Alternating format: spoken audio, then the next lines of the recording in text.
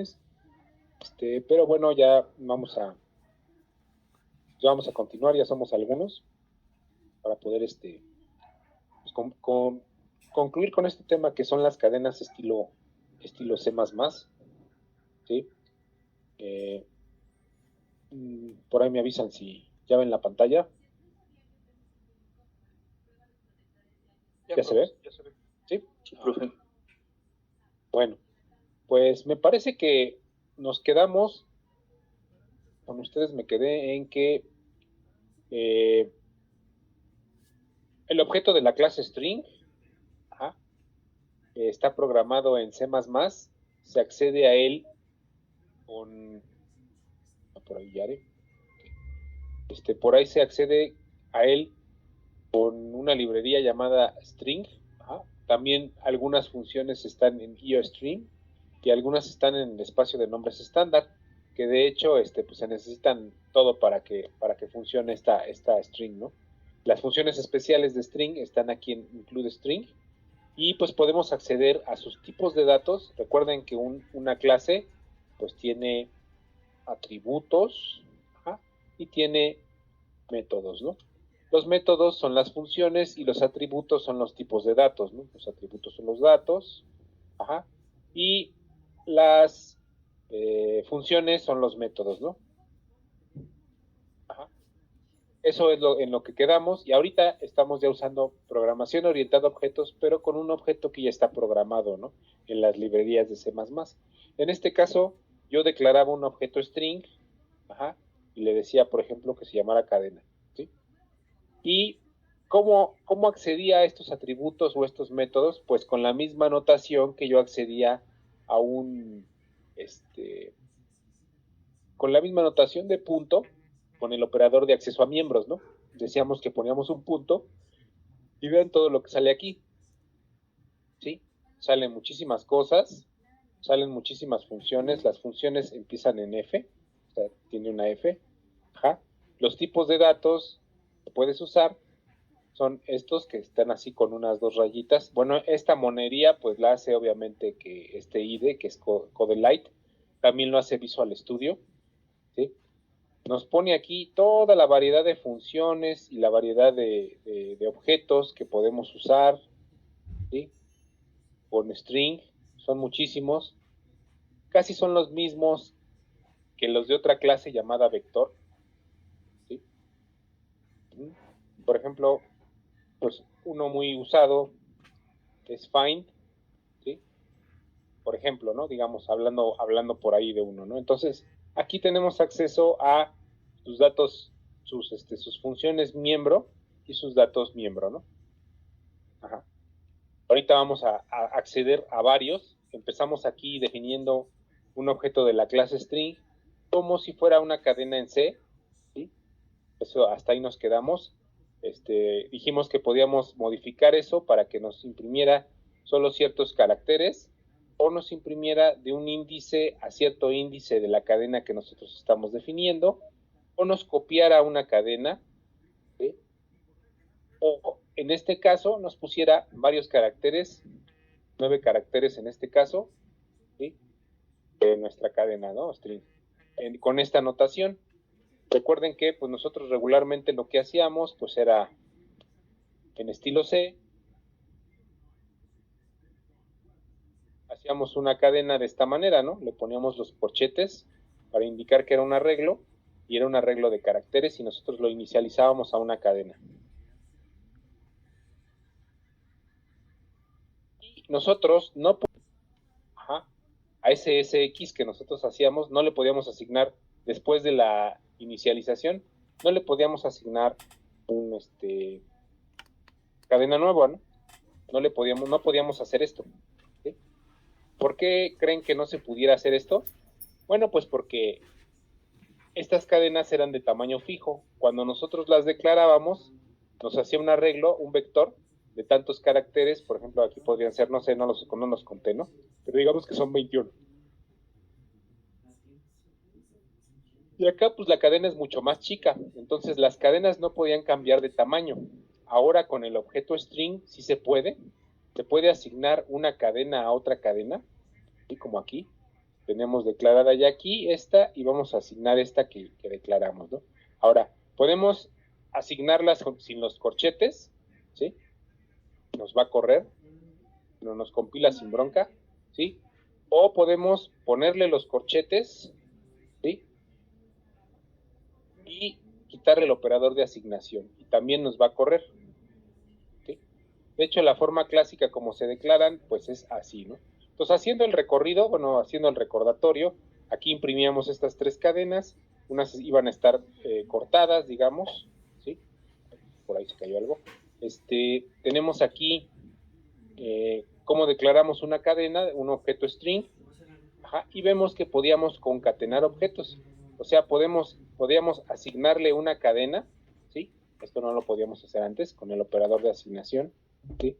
Teníamos aquí otra cadena 2 que decía que no es cierto, ¿sí? Creo que esto lo vimos la vez pasada, y igualábamos las cadenas y entonces la cadena 2 era sobrescrita por la cadena 1 y obviamente que esta es un poco más grande, ¿no? O me parece que, no, sí, es un poco más grande. Podía tener el tamaño de la cadena 1 aunque no fuera declarado con ese tamaño, ¿no? Eso era lo bueno del objeto string. La memoria se cambiaba dinámicamente, ¿sí? Aquí imprimíamos esto y nos imprimía pues esta misma cadena de C es mejor, ¿no? Sí.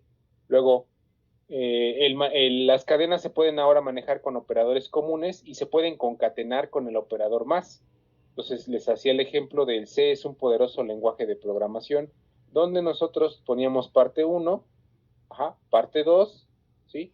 En diferentes cadenas, si se fijan ya no estoy usando el operador igual, ¿sí? Simplemente la estoy poniendo así, ¿sí? Y bueno, eso es una forma, digamos, de igualarlo así, ¿no? De declararlo desde su creación, ¿sí? Y declaramos otros objetos string, que es oración 1 y oración 2, y hacemos una oración con partes que nosotros ya habíamos declarado aquí, ¿no? O sea, las juntamos con el operador más y nos hace una oración de C es un poderoso lenguaje de programación. Ya imprimimos la oración 1 y un salto de línea, ¿no? Hasta ahí nos habíamos quedado por ahí. Y oración 2, pues nos juntaba parte 1, que era C, C++, es un buen lenguaje, ¿no? Entonces ahí hacíamos una concatenación, ¿no? Ok, vamos a correr esto para que lo recuerden. Eso lo vimos el lunes, ¿sí? Y pues es muy fácil concatenar cadenas con el operador más, ¿sí? Está aquí C es mejor, C es un poderoso lenguaje, C es un buen lenguaje, ¿no? Ahora también lo que hicimos fue hacer una separación de una cadena, esa es otra operación que generalmente nos piden, ¿sí? Esa operación, pues ¿cómo la hicimos? Hicimos este ciclo, ¿sí? De igual a 0 hasta cadena.length, que es una de las funciones miembro, ¿sí? De la clase string. Tenemos acceso a todas esas muy fácilmente. Vamos poniendo la primera letra y ya sale ahí, ¿sí? Bueno, en este IDE, ¿no? Porque en el otro, pues sí tienes que saberte el length, ¿no? No puedes seleccionar. Y vamos a imprimir cada uno de los caracteres con mi operador at, ¿sí? Y el índice del valor que nosotros queremos imprimir, ¿no? Para que nos recorra desde 0 hasta el último valor de cadena 1, ¿no? Computadora. Entonces nos imprime todos los valores y también les enseñé una nueva forma, ¿sí?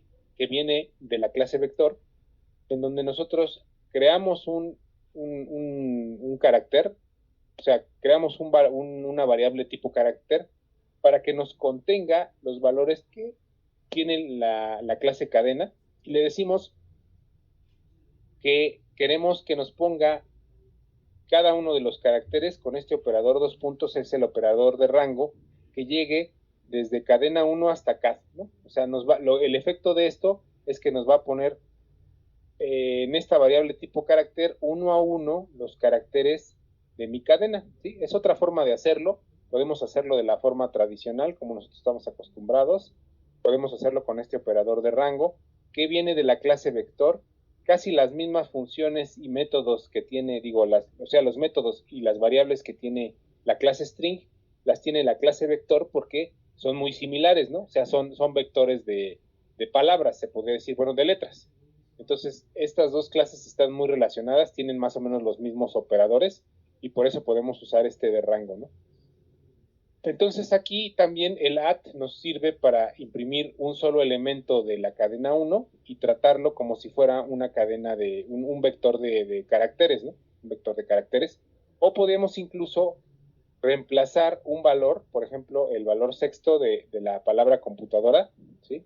Y cambiamos el elemento de una cadena por una O, ¿no? Entonces ahorita vamos a correrlo para verlo. ¿Sí?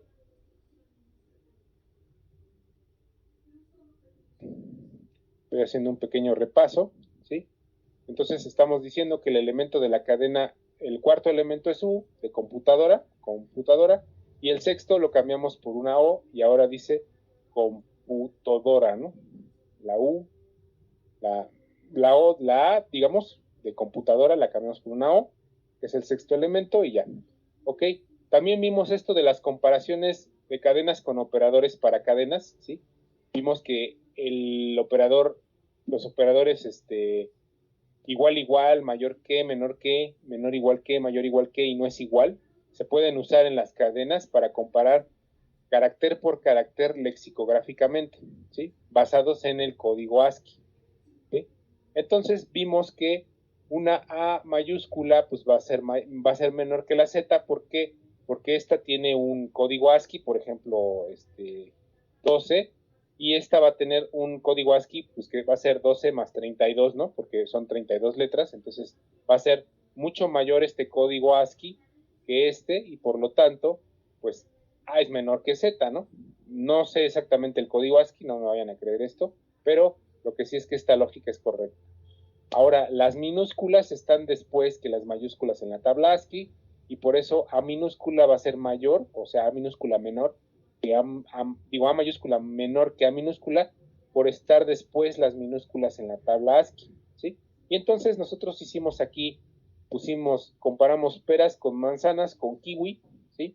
Comparamos manzana con manzana, vimos que esta, al empezar con una mayúscula, tiene que ser menor que esta.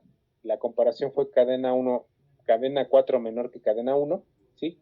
Lo cual es falso, ¿no? ¿Por qué? Porque la cadena 1, al empezar con M mayúscula, pues va a ser menor. Entonces, aquí cadena 4 es mayor que cadena 1, por eso va a ser false, ¿sí?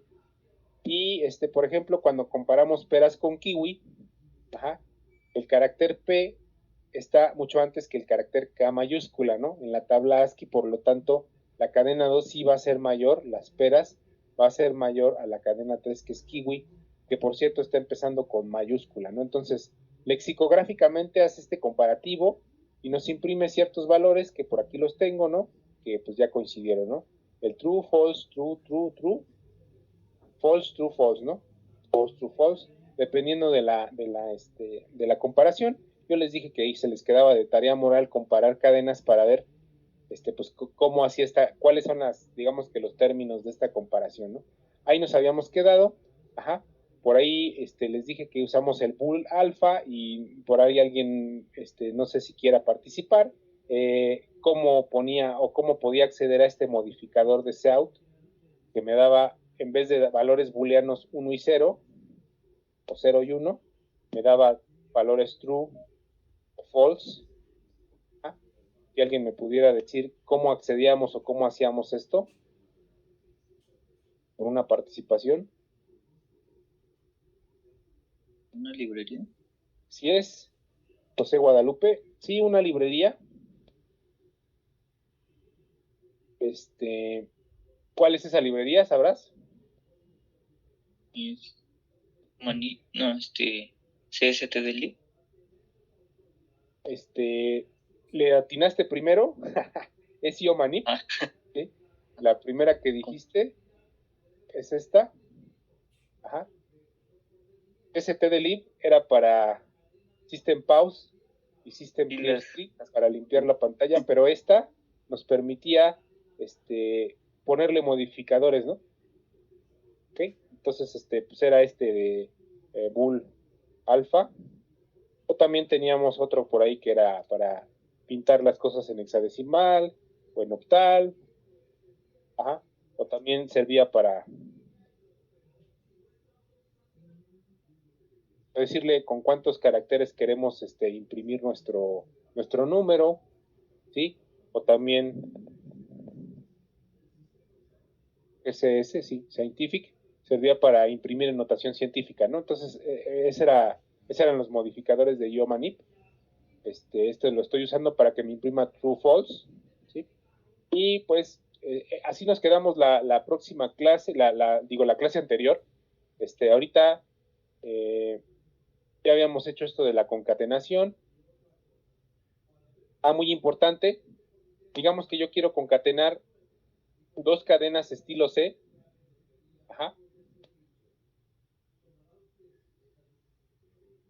Yo quiero concatenar esto. El perro corre.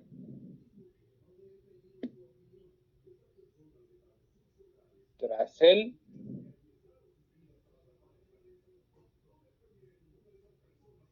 Yo concatenar esto, ¿creen que se pueda?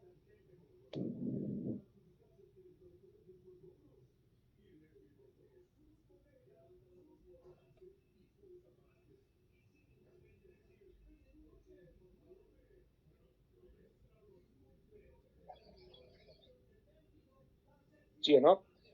Claro, bien. ¿Eh? No, profesor. Sí.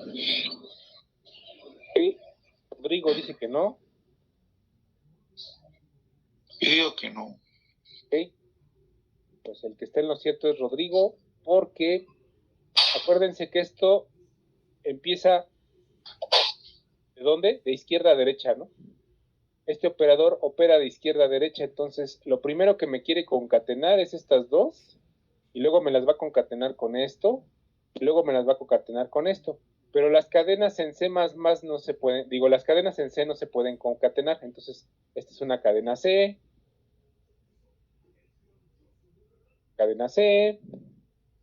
esta es otra cadena C, este es un string C++, ¿sí? Entonces esto, primero me va a leer estas dos y va a decir nel. Yo no concateno cadenas de C, ¿sí? Bueno, para empezar, cadena 3 no está declarada, ¿no?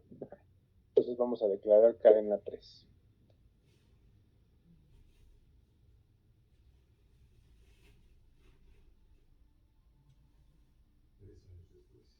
Entonces ya tengo cadena 3 declarada, pero de todos modos me dice que no.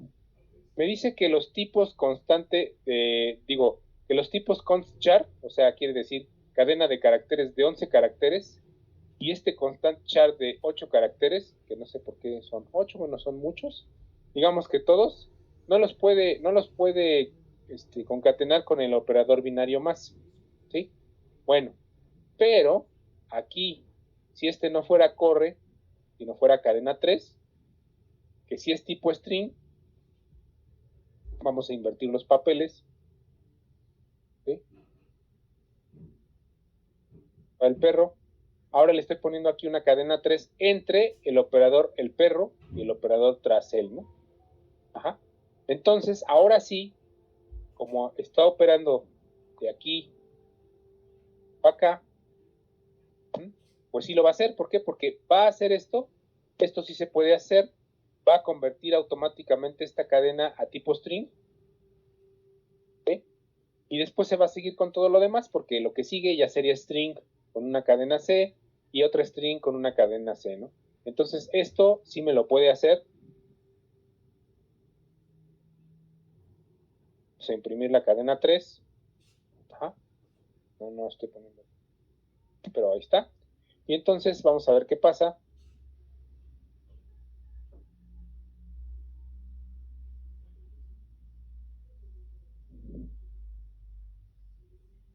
¿Sí?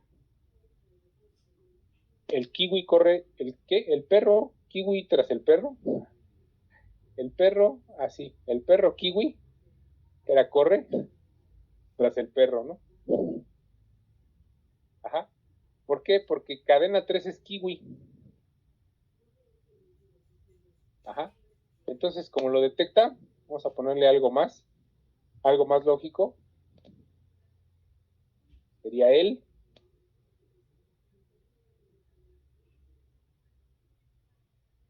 tras el perro, ¿no? Algo así. Pero la idea es esa, o sea, cuando se juntan dos cadenas estilo C no se puede. Cuando tenemos en medio un objeto string, ya cambia la cosa. ¿Por qué?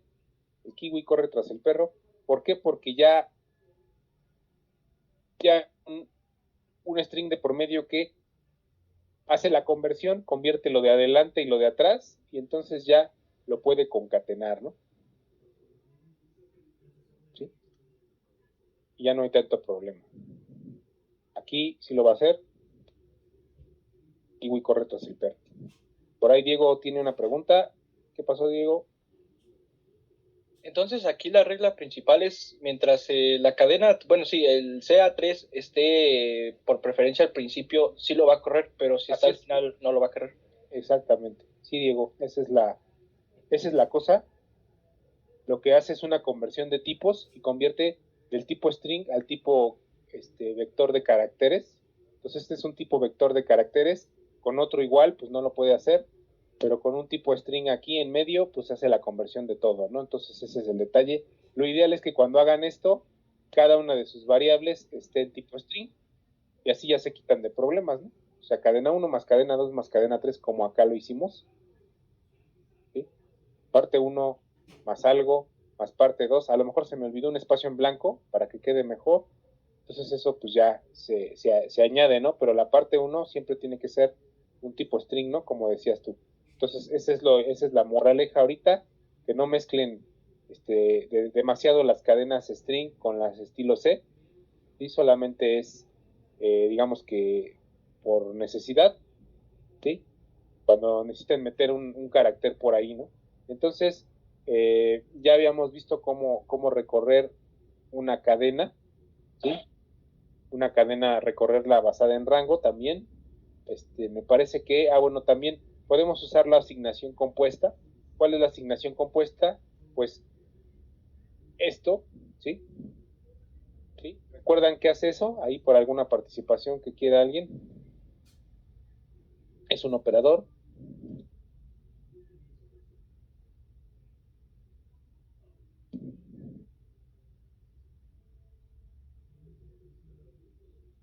¿No? Por ahí que se acuerden. Si mal no recuerdo, era una asignación, algo de compuesto, ¿no? Sí, ¿no, profesor? ¿O algo? Sí, era una asignación compuesta, sí, muy bien. Gracias, Roque. Aquí el detalle era que nosotros teníamos una variable 1, ¿sí? Y decíamos que era igual a la misma variable 1 más 2, ¿no?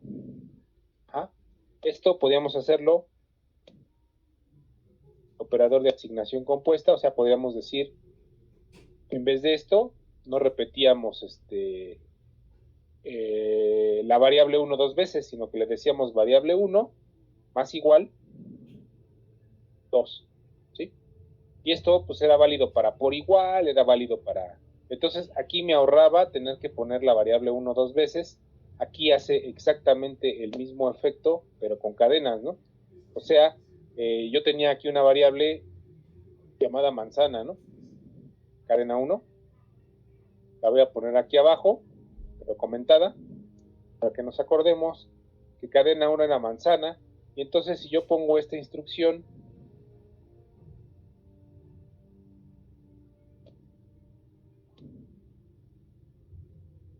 cadena 1 más igual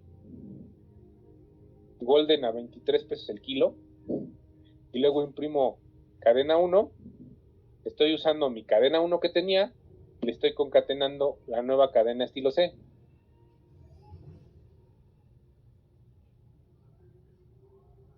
Entonces, la manzana golden a 23 pesos el kilo.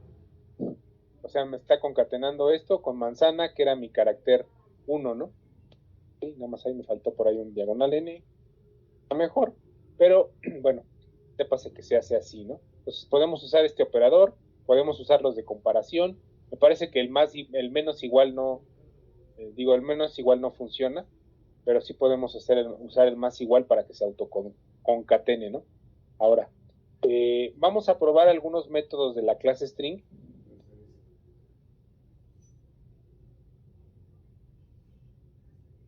vamos a probar algunos métodos de la clase string.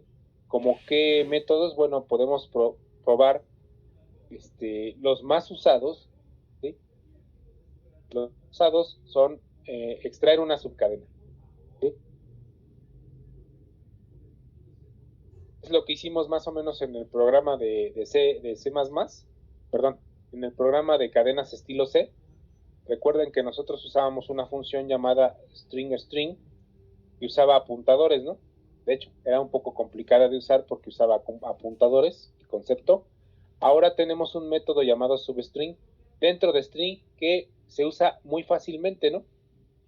Simplemente hay que usar el operador de acceso a miembros, que les decía yo, el punto, ¿no? Entonces, ¿qué hacíamos? Bueno, vamos a comentar todo lo demás, para que no nos haga ruido.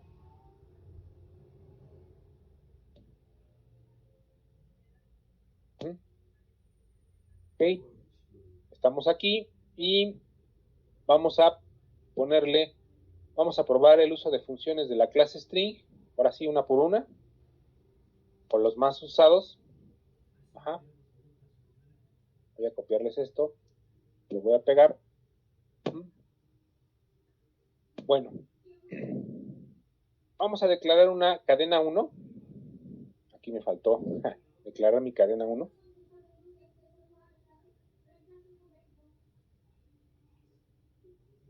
Se llama nueva prueba de cadenas. Recuerdan que yo usé una función por ahí llamada string talk de estilo C para separar una frase cuando yo encontraba este carácter guión, ¿no? Puede ser un guión, puede ser un asterisco, puede ser el carácter que yo quiera. Entonces yo usaba este string talk para detener la cadena, para apuntar a cada una de las subcadenas a partir de ese carácter especial guión, ¿no? Aquí yo simplemente accedo a la función substring y le digo de qué índice a qué índice quiero mi valor, ¿eh? Para separarlo, ¿no? Digamos, quiero separarlo en varias partes. Puedo usar string o puedo usar string talk. Ajá. String era para encontrar una subcadena y apuntar al valor de la subcadena restante, ¿no? Estilo C.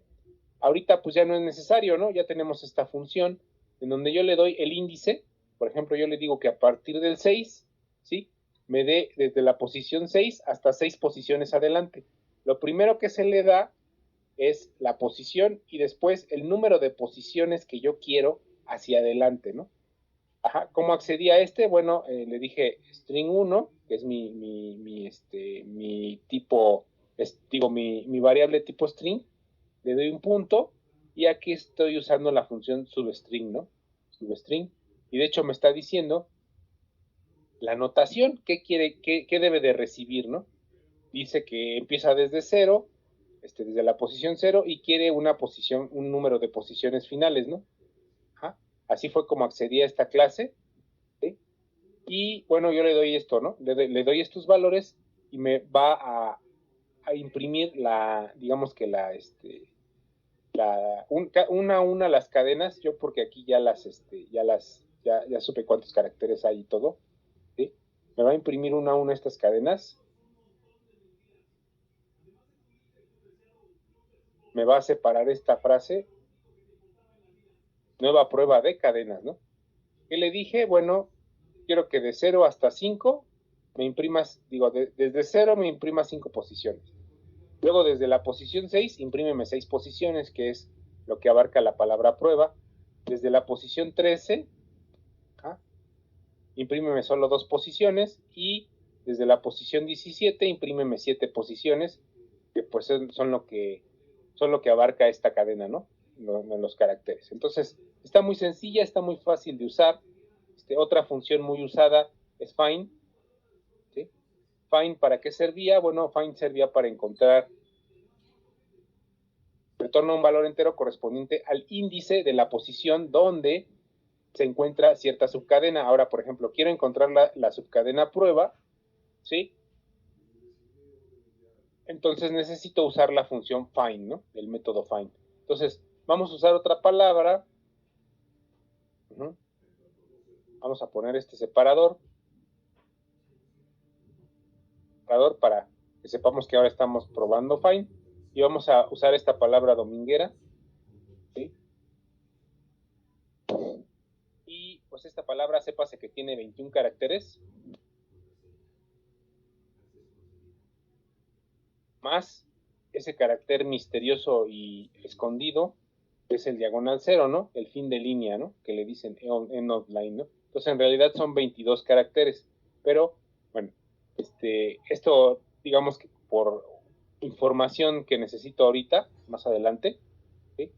Vamos a pintar una línea, una nueva línea, ¿sí?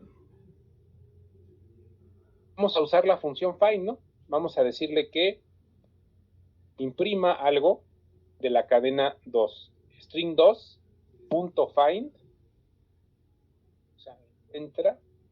¿Y qué quiero que me encuentres? Ah, bueno, pues quiero que me encuentres dentro de esta fina expresión, que me encuentres la subcadena ranga, ¿sí? De paranga, ¿no? Ajá. Entonces lo que me va a dar, o la respuesta que me va a dar es un entero, el índice de ranga, ¿no? ¿Cuál sería el índice? Esta es la posición 0, esta es la posición 1 y esta es la posición 2. Entonces va a leer esta cadena completa y me va a decir que en el índice 2 hay un ranga, ¿no? Y por ejemplo me puedo seguir, ¿no? Me puedo seguir y le puedo pedir así que me dé varias. ¿Sí? Le puedo decir que me dé esta, Riku, o que me dé esta, Guaro, o que me encuentre un solo carácter. Ajá. Que me encuentre un solo carácter. Aquí ya me acerqué al retorno 0. Vamos a hacerlo para abajo. Recuerdan que era un relajo encontrar un solo carácter en C, en estilo C. ¿Sí? Lo que se hacía era usar una función stringchar que también usaba punteros, ¿no? En este caso, pues no, nada más le ponemos find y mi G que quiero encontrar. Ahora, esta es la única G, mañosamente está elegida así. ¿Qué tal si quiero encontrar una letra que se repite varias veces? La I es la que más se repite en esta palabra. Y vamos a darle que me encuentre la I también. Ahí está. Bueno, ¿qué me va a encontrar o qué me va a imprimir? Pues los índices, aquí el 2, y ya vamos a ver en qué índices están esas palabras, ¿no?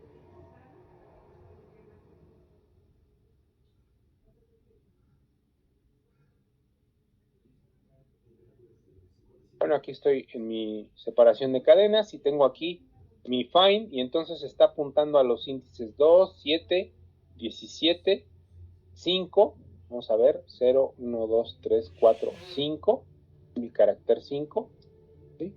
Y 8, ¿no? De la primera I, 5, 6, 7, 8. Entonces llega a la primera I, ¿sí? Find también tiene modificadores que me permiten llegar a los demás caracteres, ¿no? Por ejemplo, yo le puedo decir a find, ¿sí? Que me encuentre una I a partir del valor 9. Yo sé que en el valor 8, por este programa, sé que en el valor 8 está mi primera I, pero vamos a decirle que nos encuentre la siguiente I, empezando la búsqueda desde el índice 9, ¿no? Es una variante del método en donde le decimos que el índice lo comenzamos a buscar desde esa posición. Ajá. Esta es una variante. Desde qué índice empezar a buscar, ¿no?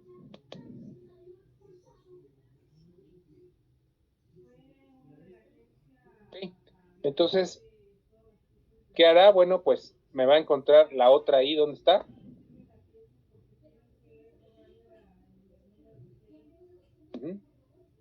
La primera estaba en el índice 8 y la siguiente está en el índice 12. ¿Sí? 8, 9, no, 10, ¿no? A ver, espérame, vamos a ver. a partir del 9, ¿no? Entonces esa ya no la contó. Ajá. A partir del 9 empieza a buscar mi siguiente I. Sería... no, sí. A partir del índice 9, 10, 11, 12. Son 3, ¿no? 9, 10, 11, 12, sí está bien. Mi siguiente I está en el índice 12, exactamente.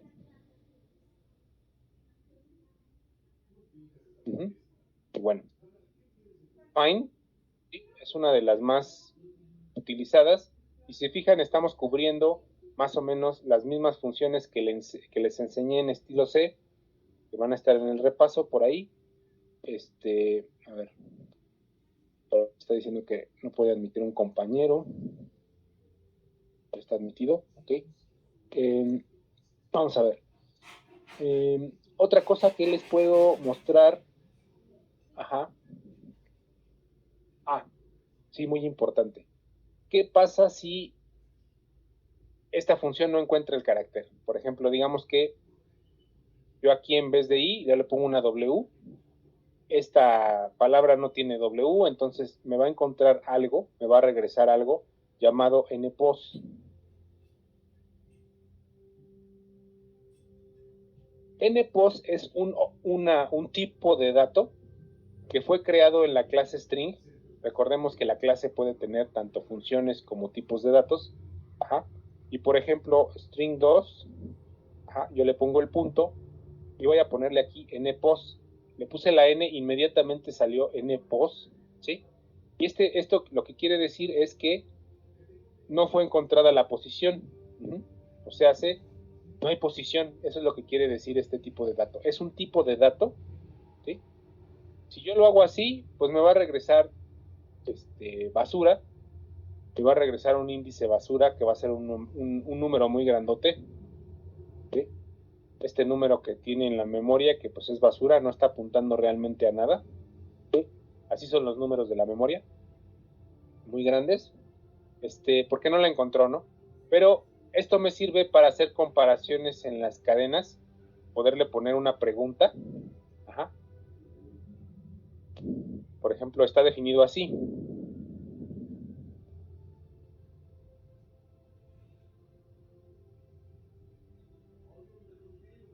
Respuesta de string.find a no encontrar un carácter o subcadena es otro objeto de tipo no hay posición o npos que se define como string npos, o sea, está dentro de la clase string. Nos sirve para identificar en un ciclo si se halla o no la cadena buscada. En un ciclo, o podría ser en una instrucción de pregunta, ¿no? Un if. ¿Sí? Por ejemplo, aquí nosotros le estamos diciendo, este es otro tipo de datos definido exclusivamente para la clase string. De hecho, yo le pongo string 2, punto, y le pongo size. Y si se fijan, ¿sí? Si se fijan, es otro tipo de datos es otro tipo de datos de esta clase. Puede ser un entero. Por ejemplo, voy a dejarlo como un entero porque es lo que venimos manejando, ¿sí? Lo que recibe de find, pues es un entero, ¿no? Entonces lo voy a dejar como entero. Voy a decir posición, ok, posición. Y voy a decirle que encuentre la posición de Kutiri, ¿no? Que sí está. Kutiri. Entonces, le voy a decir, ¿sabes qué? Si la posición no es igual a npos, o sea, quiere decir que si lo encontró, me debe de decir el cout, tu subcadena fue encontrada desde qué posición, ¿sí? Pero si find Kutiri me da un npos, significa que no la encontró, que no encontró esta subcadena. Entonces va a caer en el caso del else, ¿sí? Donde dice, lo siento, tu subcadena no fue encontrada, ¿sí? Entonces se entiende aquí, puedo usar este objeto npos para hacer una pregunta a find, a ver si la posición está, si sí está la subcadena o no está, ¿no? ¿Sí se entiende esta instrucción? ¿Todos van conmigo? Sí, profe. ¿Sí? Sí, profesor. Ok. Simplemente estoy accediendo a find, el objeto string 2, le estoy pidiendo que busque algo, y como este objeto cuando no encuentre me regresa esto, mientras no sea npos, entonces sí la encontraste y quiero que me digas en qué posición la encontraste. De lo contrario, pues imprímeme una leyenda de que la subcadena no fue encontrada. ¿Por qué? Porque pues no quiero que me imprima ese horrible numerote, ¿no? Quiero que me imprime una respuesta de que pues no la encontró. Entonces esa es una forma como que más clara de usarlo, ¿sí? En este caso, pues sí lo va a encontrar. Ajá. Ahí me mandó un warning porque quiere que este tipo de datos posición no sea un entero sencillo, ¿sí? Pero lo puede usar, ¿no? Si se fijan, lo hizo. Tu subcadena fue encontrada desde la posición 9, ¿no? Entonces, Kutiri está desde la posición 9 de esta palabra. Pues más o menos, porque la I estaba en la posición 8. Entonces, esta ya está en la 9, ¿no? Si se acuerdan. De hecho, aquí está. La primera I era en la posición 8, no es que la quité. La puse una W. Bueno, entonces, sí la encontró, ¿no? Pero si, por ejemplo, yo pongo la palabra fino, que no está por ninguna parte, ni se compara con ninguna de las letras que están en esa palabra, pues no la va a encontrar y me va a poner, lo siento, la subcadena no fue encontrada, ¿no? En vez de ponerme este numerote, pues ya me está poniendo encontrada. Sería encontrada. ¿Sí? Eso es lo que hace Find, poder encontrarme una cadena y me puede regresar un objeto que me dice, no hay cadena, no está lo que tú estás buscando. Ajá. Otras funciones muy utilizadas son erase y clear. ¿Sí? Erase y clear son para borrar una parte de la cadena, ¿sí? O de plano limpiarla completamente, ¿no? Entonces lo que se provee pues es el índice inicial de los caracteres a borrar. Vamos a tener que tenemos string 2, es la misma cadenota para Angaricutirimícuaro, y vamos a poner aquí, queremos el objeto erase, ¿no? De hecho, detectó aquí, el IDE detectó que usé la palabra erase y ya me está poniendo aquí, ¿no? ¿Cómo se usa? Ah, bueno, pues me está diciendo que primero quiero un valor entero de iterador y otro de valor entero de iterador final, ¿no? Entonces, yo quiero que empiece desde el índice 0 y me borre hasta el índice 7, ¿ah? 7 posiciones hacia adelante y ya, ¿vale? O le voy a decir que haga lo mismo, pero ahora mi cadena 2 ya cambió, ¿no? Mi cadena 2 ya empieza desde el índice 7. Quiero ver cuál es el índice 7. Vamos a ver desde qué parte. Vamos a correrlo para ver.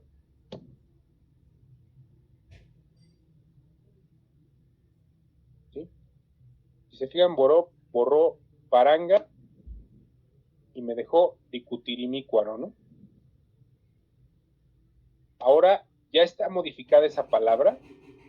Ya está modificada string 2. Ahora quiero que empiece desde el 7. ¿Sí? Va al 8. ¿Sí? ¿Sí? Entonces, a partir de Dicutiri, elimina del índice 8 en adelante, ¿no? Eso es lo que haría esta instrucción, ¿sí?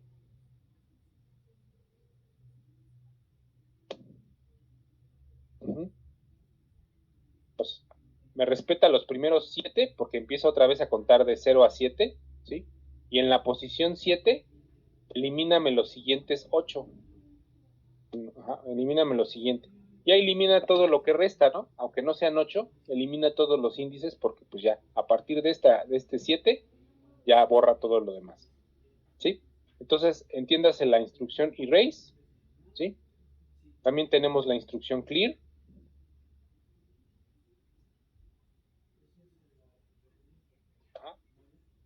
Sería string 2, clear. Tengo esa pequeña palabra discutir y mi, no sé cómo lo dejé, pero vamos a borrarla completamente, ¿sí? Esto me limpia completamente la cadena y a diferencia de C, sí me permite imprimir una cadena vacía. Simplemente no me va a imprimir nada, ¿no? Nada más va a tener el prompt ahí moviéndose, pero realmente pues no me va a imprimir nada. Entonces ahorita vamos a me está diciendo que estoy poniendo las letras al revés, str, string 2, ¿sí?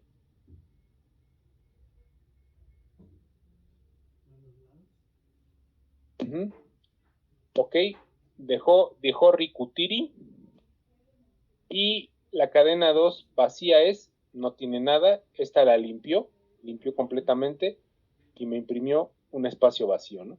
Entonces esas son las funciones pues de las más utilizadas. Otra de las más utilizadas es length, ¿sí? Length nos dice la longitud de la cadena, ¿sí? Está muy fácil de usar, simplemente igual lo mismo, vamos a declarar otro objeto cadena llamado, eso es todo amigos, bueno, eso es lo que tiene adentro, se llama string 3 y vamos a acceder a length con este operador punto y vamos a imprimir lo que tiene, ¿no? Lo que nos va a imprimir es un valor entero que va a ser la cuenta de los caracteres sin el de fin de línea, ¿eh? Entonces esta cadena tiene 18 caracteres, si ustedes los quieren contar, pero sí tiene 18 caracteres y esta cuenta de length, al igual que la función length de C, al igual que esta función length de C, que se llaman igual, nada más que aquí la diferencia es que la cadena iba aquí, ¿sí se acuerdan? ¿Sí? O string 3 iba aquí. Esto es lo que se usaba antes en C, ahora se usa así y ya me imprime el valor de la longitud, ¿sí? Otra función muy utilizada es getLine. GetLine está optimizada para usarse en C++, ¿sí? De hecho, está optimizada para funcionar con los objetos CIN y COUT. Y getLine aquí ya me lee cadenas completas. Si recuerdan que llegamos a usar getLine para imprimir una cadena completa, ¿sí? Con los objetos tipo string, pero teníamos que limpiar el buffer de entrada y hacer algunas cosas en C, ¿no? Ajá. Aquí ya no, aquí lo único que tenemos que hacer es declarar una cadena tipo string, hacer el nombre completo de alguien. Recuerden que mi scanf me cortaba los caracteres hasta el espacio en blanco, me los cortaba. Ahora no, ahora getLine ya puede ingresarlo completo. Y lo que le tenemos que pasar, bueno, aquí tenemos que imprimimos una línea que dice ingrese su nombre completo con apellidos separados con espacios. Ahora vamos a darle a getLine, a la función getLine, vamos a darle el objeto de entrada CIN y nombre. Funciona similar a como funcionaba en C, pero ahora no necesitamos limpiar buffer de entrada ni hacer absolutamente nada, ¿no? Simplemente vamos a imprimir el nombre.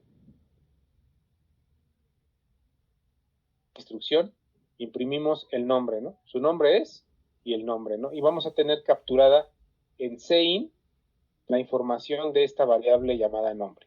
Entonces, esa es la utilidad más importante de getLine. Ajá. GetLine también aquí tiene modificadores. Ahorita vamos a ver un modificador rápidamente. Y pues es más o menos lo que hicimos, todo lo que hicimos en C, lo estamos haciendo en C++. Por ejemplo, aquí me va a aceptar la cadena completa. Su nombre es, y sin tener que pasear buffer de entrada ni hacer absolutamente nada, ¿sí? Les decía que por ahí se pueden hacer modificaciones a la función getLine. La función getLine acepta un modificador, ¿sí? Que, por ejemplo, cuando nosotros estamos ingresando valores de un usuario, ¿sí? Vamos a declarar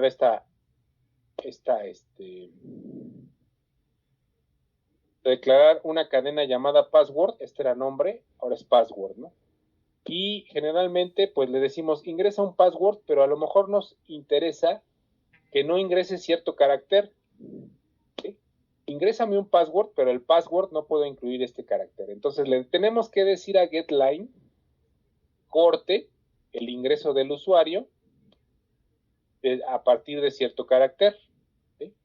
Entonces la instrucción sería getLine saying password, ahora sería password, si queremos que lo guarde en password, y le vamos a dar un modificador, ¿sí?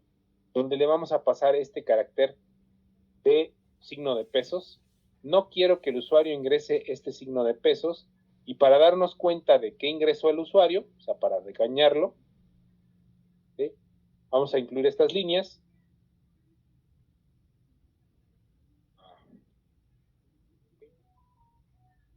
Las quiso copiar.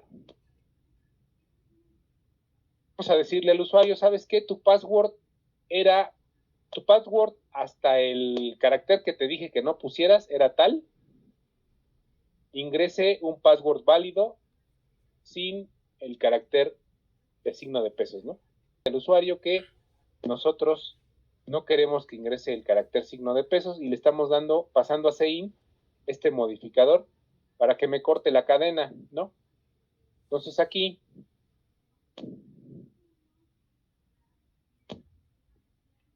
me va a imprimir ingreso, nombre, bueno, ahí me lo captura y quiero un password. El password no puede incluir el carácter S. Yo inventes. Hice lo que no quería. Y lo que va a hacer es cortármelo hasta que detecte este carácter S que no quería que pusieras, ¿no? Entonces, te regaño y te digo, tu password hasta el signo era no invente. ¿Sí?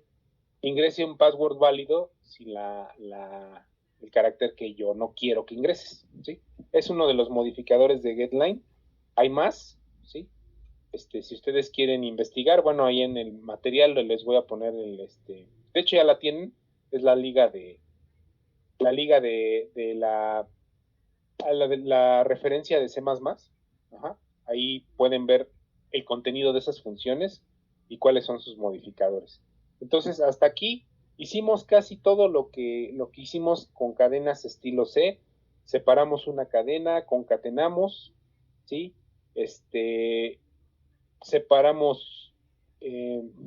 Separamos una cadena en sus letras individuales, ¿no? Separamos una cadena en varias letras, concatenamos, hicimos todo eso, ¿no? Entonces es más o menos lo mismo que hicimos en estilo C, lo estamos haciendo estilo C++, y hasta aquí vamos a dejar esto de las cadenas, ¿sí? Ya terminaríamos esta parte. Hasta aquí, ¿alguna duda, pregunta, comentario que tengan con respecto a el manejo de cadenas estilo C? C++, perdón. Por mi parte no, profesor. Ok. Bueno, entonces, vámonos con el siguiente tema. ¿Sí? Esto es lo que les estaba mencionando, que se puede concatenar y algunas cositas. Vámonos al tema de funciones. Las funciones las han usado regularmente, o sea, ustedes han usado las funciones cuando mandan llamar a print, cuando mandan llamar a scan. Saben que las funciones reciben ciertos argumentos y regresan cierto valor. Hay algunas que no, ¿sí? Vámonos a seguirle.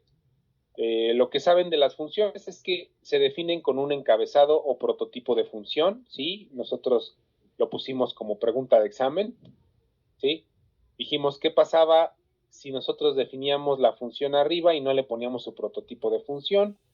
La respuesta pues era que si se llamaba a una función que no estaba definida antes, no la podía ejecutar, ¿no? Ahorita vamos a ver un ejemplo donde puede pasar algo parecido, ¿sí? Se define con su prototipo de función, por eso es importante. Contiene el nombre, el tipo de dato que devuelve y los parámetros que recibe separados por comas, ¿no? Eso ya lo sabemos. El cuerpo de las sentencias que contiene se tiene que rodear entre unos corchetes, ¿sí? Y en C y C++ es necesario hacer el prototipado de función, que es como cuando se declara una variable antes de usarse, ¿sí? Es necesario declarar esta función con una sentencia que la describe previamente antes de definirla. La colección de prototipos de función, esto es aparte, suele ir en un archivo de fuente de headers.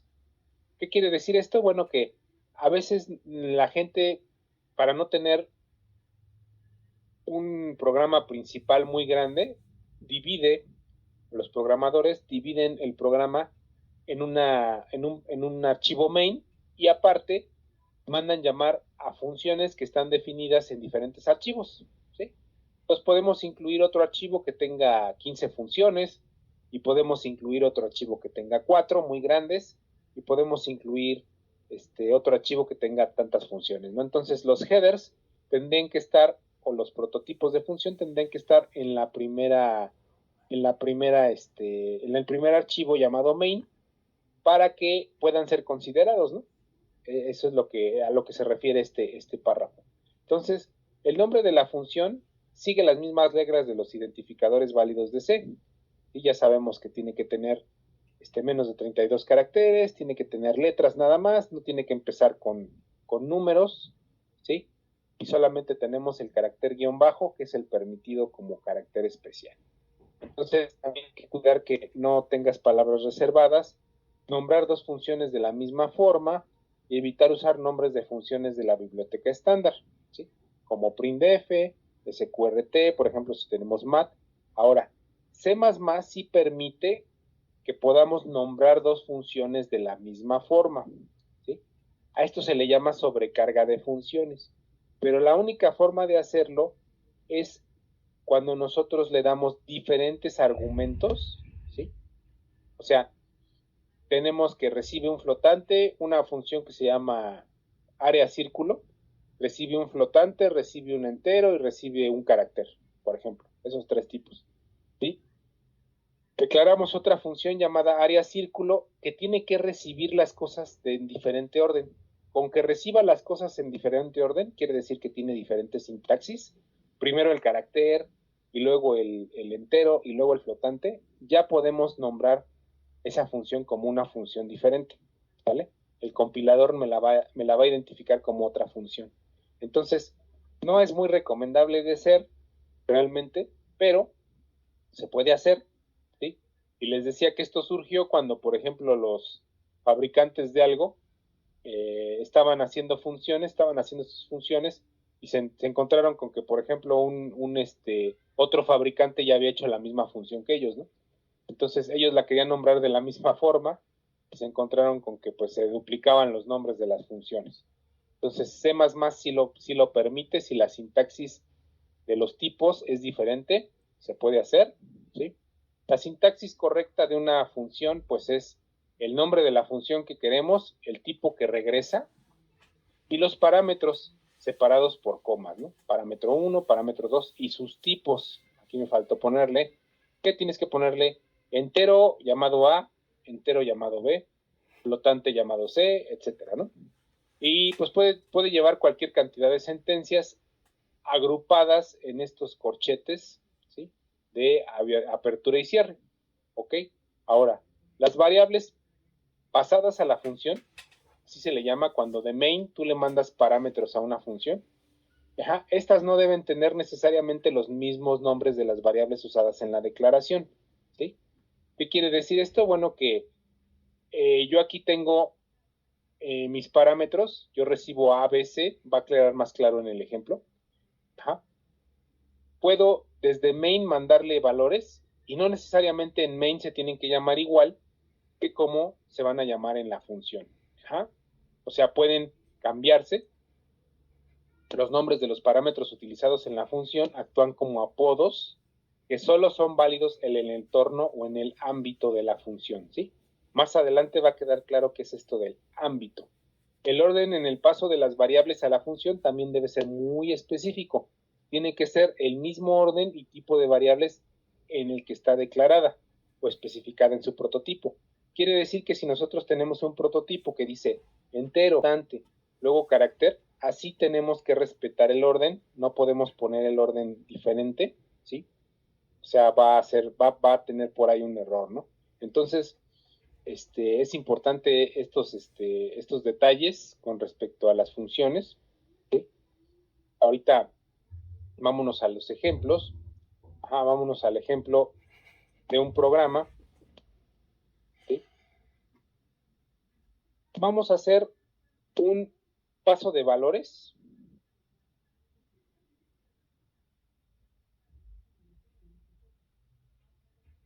Paso de ¿qué sería? De parámetros por valor.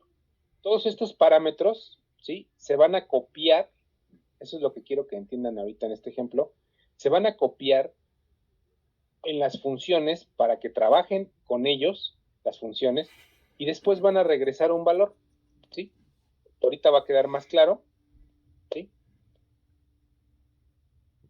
Harán mis prototipos de función, ¿sí? En esta ocasión, yo también les quiero mostrar aquí cómo realizan ciertas operaciones, las funciones en la computadora, ¿sí? No sé si recuerden cómo nosotros hacíamos el máximo común divisor de un número, ¿sí? A lo mejor ahorita te los agarro dormidos, pero no sé si recuerden más o menos cuál era el procedimiento, ¿sí? Se trataba de ver qué número podía dividir dos números enteros, ¿no? O varios.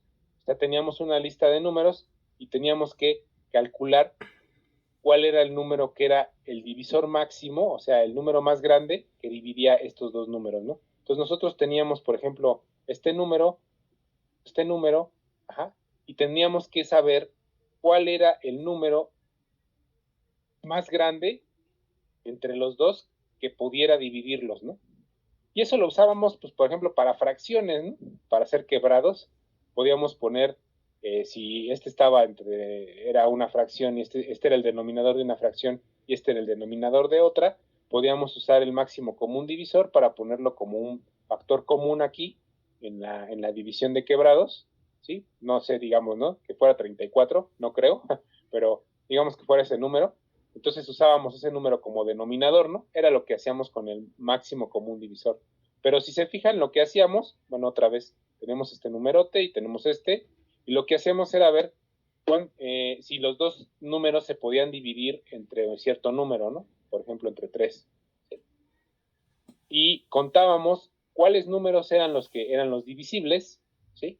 Y me parece que los multiplicábamos, los que sí eran divisibles, y nos daban el máximo común divisor. Creo que por ahí iba, ¿no? Lo que yo les quiero comentar es que así no se haría, ese es el algoritmo, pero así no se haría en una computadora. En una computadora, esto se tendría que hacer con un método numérico. ¿Sí? Por ahí hay una materia que van a llevar más adelante, o no sé si ya la estén llevando, que se llama métodos numéricos, en donde nosotros lo que hacemos es hacer un algoritmo especial para la computadora que saque esto, ¿no? Ajá. No lo haría, no lo haría la computadora como nosotros lo haríamos, que es como ahorita les dije, ¿no? ¿Sí? Sino que lo haría de forma diferente. Al igual la raíz cuadrada, ¿no? ¿Qué hacíamos en la raíz cuadrada? Pues teníamos un número, por ejemplo, así, ¿sí? Y aunque tuviera punto decimal, nosotros con nuestro algoritmo de la raíz cuadrada, nosotros tendríamos que ver qué número multiplicado por qué número así, o sea, por sí mismo, se acerque a este número, ¿no? Porque sería el número más cercano de la raíz más cercana. Entonces podíamos tener con ese algoritmo a lo mejor nada más la parte del 345, pero ya no podríamos tener la siguiente parte, que era la parte decimal. Ajá. Ese era un problema, ¿no? Con el algoritmo que nosotros tenemos matemático, o sea, con el método numérico de la raíz cuadrada, nosotros nos podemos aproximar a ese valor decimal, ¿no? Y tener ya la raíz cuadrada real, ¿sí? La raíz cuadrada con punto decimal o con los valores decimales correspondientes. Entonces, en este programa vamos a implementar el máximo común divisor con un método numérico, o sea, tal y como está el algoritmo que debe de implementarse. Ajá, lo pueden buscar en Wikipedia, por ejemplo, ¿sí? Y el algoritmo de la raíz cuadrada, ¿sí? Que es como realmente lo imprime la función SQRT. Es como realmente está programado en la función SQRT, que está contenida en ¿qué librería? ¿Sí sabe alguno de ustedes en qué librería está esa función? En MAT. Ajá, ¿quién lo dijo? Yo. Ok. José Guadalupe. Ok, así es, está en mat.h. y es exactamente como la hace, o sea, como se hace en el método numérico de ese mat.h. Entonces, vamos a verlo rápidamente, ¿sí? ¿Qué necesitaríamos? Bueno, necesitaríamos ver cómo se ejecutan o cómo se implementan esas funciones. Ya tenemos su prototipo. Ahora vamos a la definición. No hemos puesto nada en main, no pasa nada, ¿sí? Nosotros lo que queremos hacer, bueno, pues es que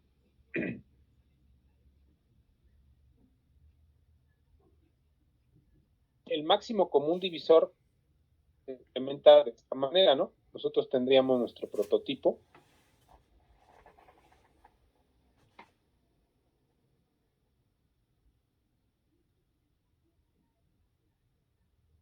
Se implementa con un pequeño while, que nos dice que mientras b no sea igual a 0, porque lo va a hacer como una división, ¿sí?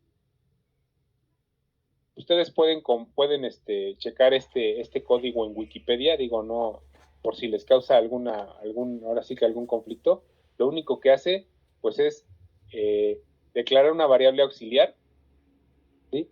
La iguala a b, tenemos a b, ¿no? Tenemos este número t, no sé, así, tenemos el número. Entonces queremos encontrar el máximo común divisor. ¿Cómo lo hace el algoritmo? Mientras b no sea igual a 0, o sea, mientras este no sea igual a 0, ¿sí? Igual a este auxiliar, ahora el 78 está en auxiliar, ¿sí?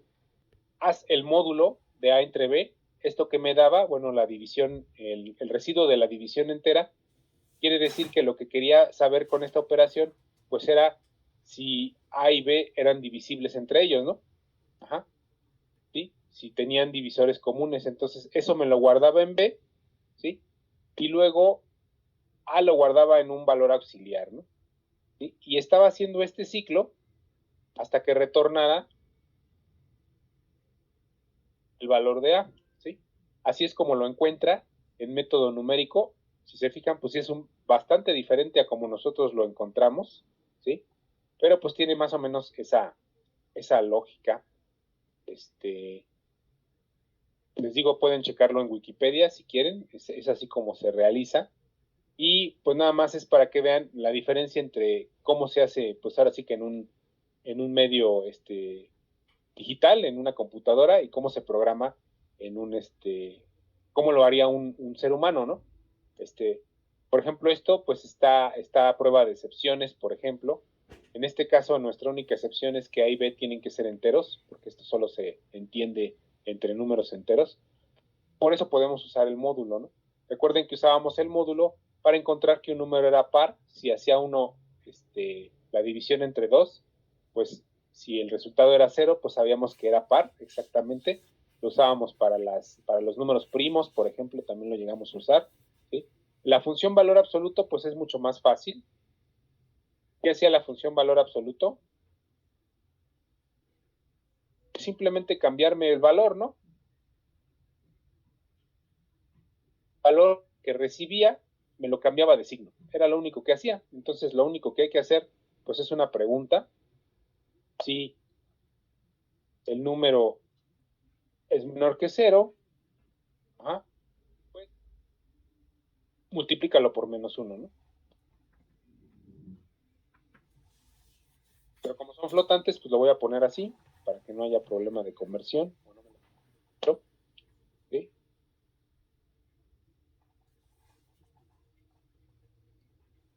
¿Sí?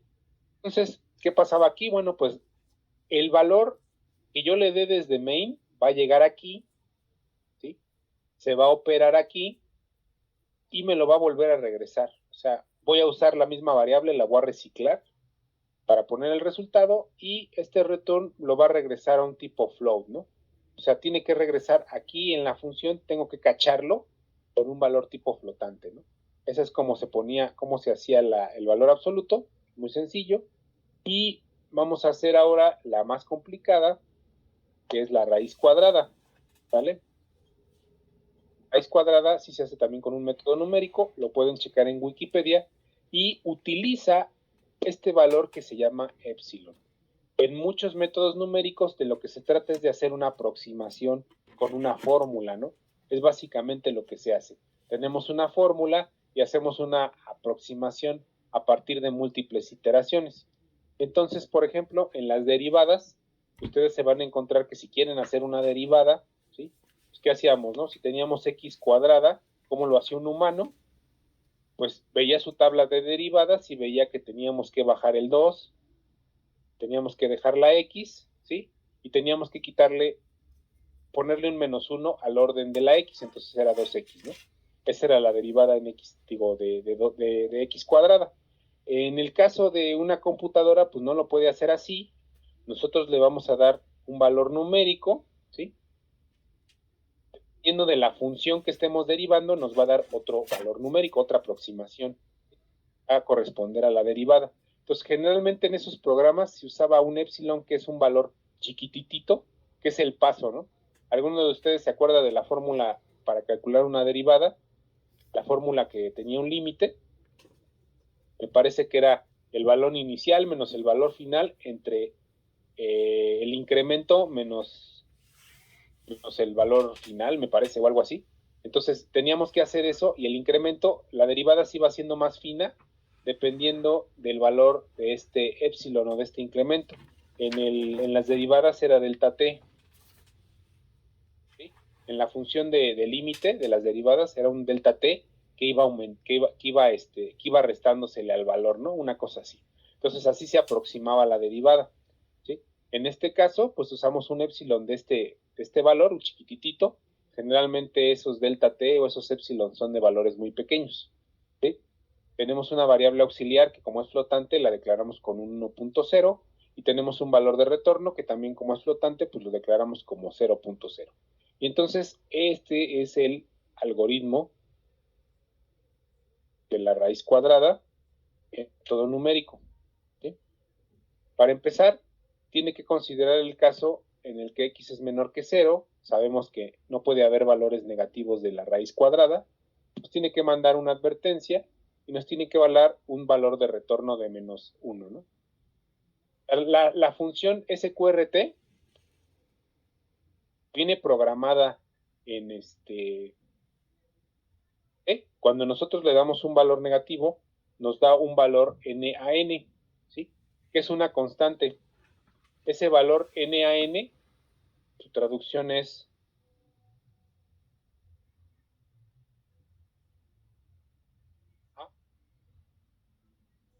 significa, no es un número, ¿no? Que en realidad es un número complejo, ¿no? Nosotros sabemos que la raíz de menos 1 es un número complejo, pero la computadora no lo sabe interpretar, entonces nos manda este NaN, ¿no? Así se programó la función.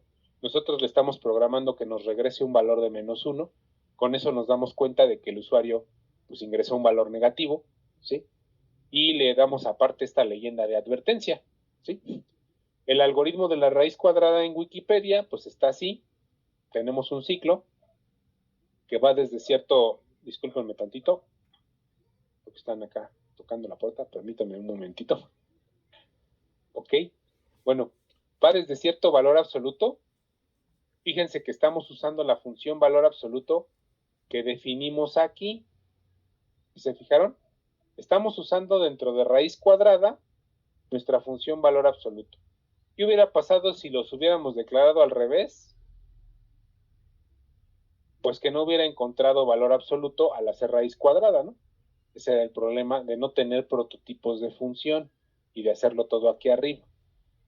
Aquí ahorita pues no hay problema porque ya está cantada tanto valor absoluto como raíz cuadrada y ya nada más la va a buscar. Entonces cuando la busca pues la encuentra, ya la va a encontrar y lo único que tiene que hacer es, tenemos que generar un valor auxiliar que es el de 1, ¿sí? ¿Sí? Se le va a restar al valor del usuario, al valor que ingresó el usuario que es x, ¿sí? Y esto tiene que ser tiene que llegar a ser mayor o igual que mi epsilon, ¿sí? O sea, en la primera iteración, pues va a dar un 0, ¿sí? Y va a ir aumentando, ¿sí? Ese valor del auxiliar, ¿sí? Con esta expresión, auxiliar es igual a x entre auxiliar más auxiliar entre 2, ¿sí? Ahí, si ustedes quieren analizarla cómo lo hace, de manera, ahora sí que detallada, pueden hacerlo. Yo nada más ahorita les estoy poniendo que generalmente esta es la forma en la que o para lo que se usan las funciones y la programación en C en general. Se programa algo que digamos que no lo podemos hacer manualmente y que queremos que la máquina lo repita muchísimas veces, ¿no? Entonces usamos un incremento, usamos un algoritmo especial y hacemos que nos dé una aproximación del valor que nos daría nuestro cálculo simbólico, ¿no? Que le dicen. Entonces aquí nosotros ya vamos respaldando este auxiliar en un valor de retorno, ¿sí? Y lo que regresamos es este valor de retorno, ¿sí? Vamos a ponerlo acá, ¿sí? Vamos a regresar este valor de retorno, ¿sí? Entonces fíjense que aquí esta variable yo la creé dentro de raíz cuadrada y su tiempo de vida o su vida útil va a ser dentro de la función raíz cuadrada. Cuando la retorne, la vamos a cachar, digamos, en main, en otra variable. Entonces, ahorita vámonos a main, ya tenemos nuestras 3 funciones programadas y tenemos que regresan pues, sus valores correspondientes. Regresa un entero A, ¿sí? Regresa un flotante C y regresa un valor retorno que también es un número flotante. Entonces, aquí pues vamos a probarlas, ¿sí? Necesitamos 3 variables. Ajá. ¿Eras? ¿Por qué? Porque yo le quiero pasar ¿a qué? Le quiero pasar a máximo común divisor, un entero y un entero. Ahora, lo que yo les decía, no necesariamente tienen que tener el nombre A y B, ¿sí?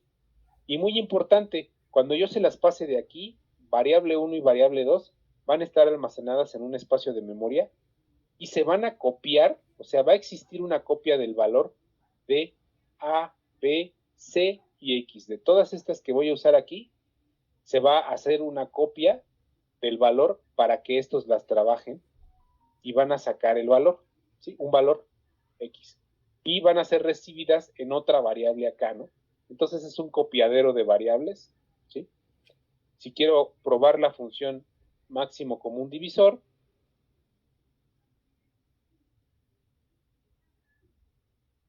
pues necesito que el usuario me ingrese un valor 1, que voy a guardar en B1, que me ingrese un valor 2, que voy a guardar en valor 2, y le voy a pasar a mi función máximo común divisor,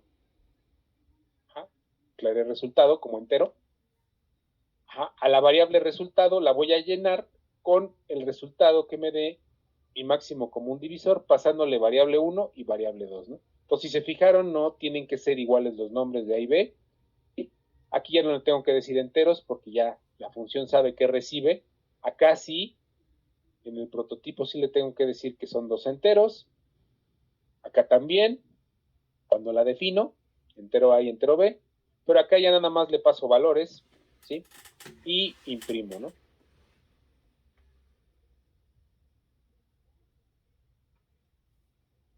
El máximo común divisor entre tal y tal es tal, ¿no?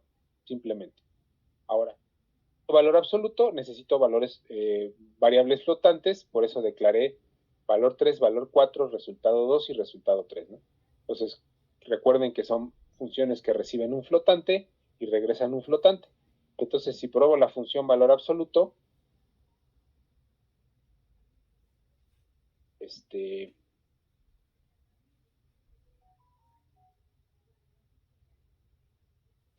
En valor 3 quiero mi valor absoluto, voy a llamar a la función valor absoluto pasándole el valor 3. Recuerden que no se tiene que llamar C necesariamente, float C, aquí le puse el valor 3, y lo voy a cachar en mi variable resultado 2, que tiene que ser flotante, ¿no? Y entonces simplemente imprimo, ¿sí? Me parece que ya se me terminó el tiempo, lo vamos a dejar para la siguiente sesión, correrlo, bueno, lo corremos, ya lo vemos, pero bueno, de todos modos me faltó mi función de X cuadrada, tengo un numerote, tengo un numerito, ¿sí? Aquí nada más hay un número común entre ellos, yo creo que por el 5, que es 1, ¿sí? Yo, por ejemplo, aquí le doy mi valor negativo y me va a sacar el valor absoluto, que es 21.4, o sea, me va a quitar el valor negativo, y hasta ahí pues están funcionando ambas funciones. Voy a probar después la función de máximo común divisor, pero bueno, para que vean que está corriendo, ya después en la siguiente clase probaríamos la siguiente variable y seguiríamos con esto, ¿no? Bueno, entonces hasta aquí se queda la clase, mañana nos vemos, gracias por su asistencia, que estén muy bien.